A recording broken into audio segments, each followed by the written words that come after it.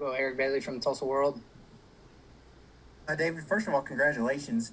Can you just take me through that interception you had in the first quarter, just the way you were able to deflect it, and were you worried at all when they began reviewing the play? Well, I just read my keys. My keys told me to get down to the line of scrimmage. I saw the quarterback throw the ball, so I got my hands up.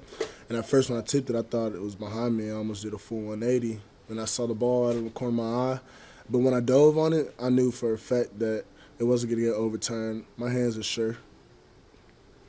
Thanks, David. We'll go Bob Prisbilla, Center Scoop.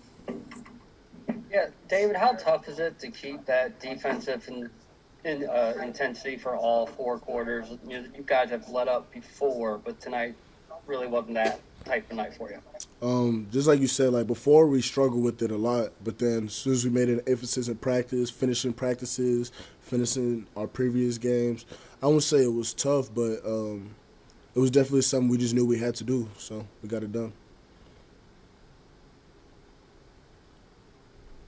Parker Thune, SI Sooners. David, I want to go back to that possession at the end of the game where you guys were already up by a comfortable margin, but Oklahoma State drove there and ended up with a 1st and goal, and yet you guys tightened down and didn't allow them to score. What kind of a testament is that to this defense's resilience? Just like I said, like earlier in the year, I can't say that we would have been able to do that. Like, we might as well just have given up a touchdown, but nah, it's just speaks to the identity of our defense. Like, it don't matter what time of the game it is. Y'all not finna score on us. Jay Carlson with the Oklahoman. Hey, David, the way you guys started was a statement, but the way this game played out in its entirety was a statement. Did you guys, I mean, I don't know if you go into a game thinking about that, but playing in prime time, national TV, all that, did you guys feel like this was a chance to do something like that? Oh, yes, definitely. Like Coach Grinch says, we got the eyes of college football on us this game, so we knew that we had to show up and show out. Thanks. We got Joe Bender from the Oklahoma or Northern Transcript.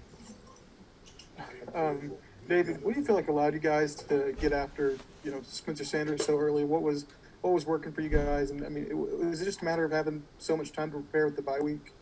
Yeah, that, and we got a little something named number 7, number 11, number 33, number 8. We got some dogs up front, man, and no matter how much time we got to prepare, their job is to get the quarterback, and they did just that tonight. I mean, where does this performance rank for you guys as far as getting that pass rush going? That's a tough question. I can't say, but I know that we watch it in film and then chalk it up to them. Mason Young, OU Daily. David, that early play that Oklahoma State had where Ronnie got after Spencer Sanders right away and forced the awkward throw, just how do you feel like that set the tone for you guys right out of the gate?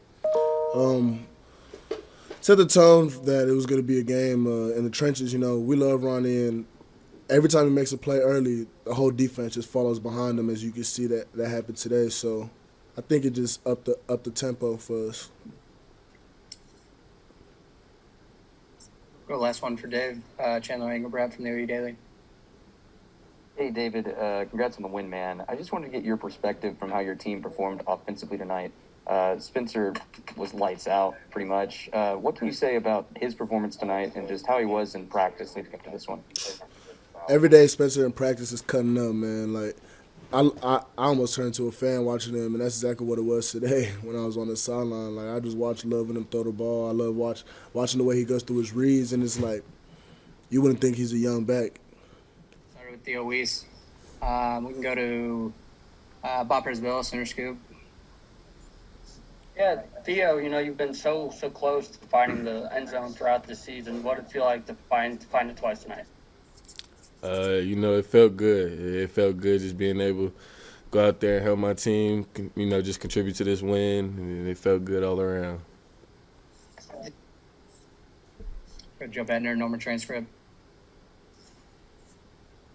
Hey, Theo, I'm curious, games like this where, it's national stage, primetime game, for you guys to go out and make this statement, where do you feel like you guys can go from here? You know, we definitely embrace the stage. You know, we love the big stage. We love showcasing all our ability, all our hard work and everything.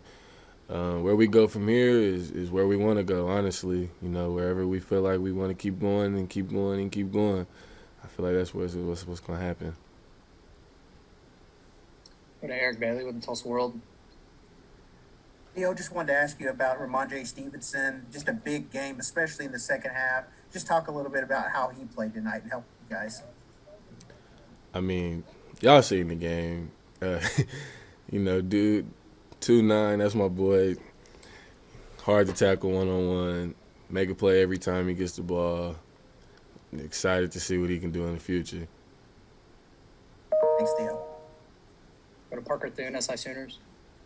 Theo, you didn't have a touchdown on the year heading into this game. You got 2 of them tonight. How good did that feel to get not just one but a couple under your belt?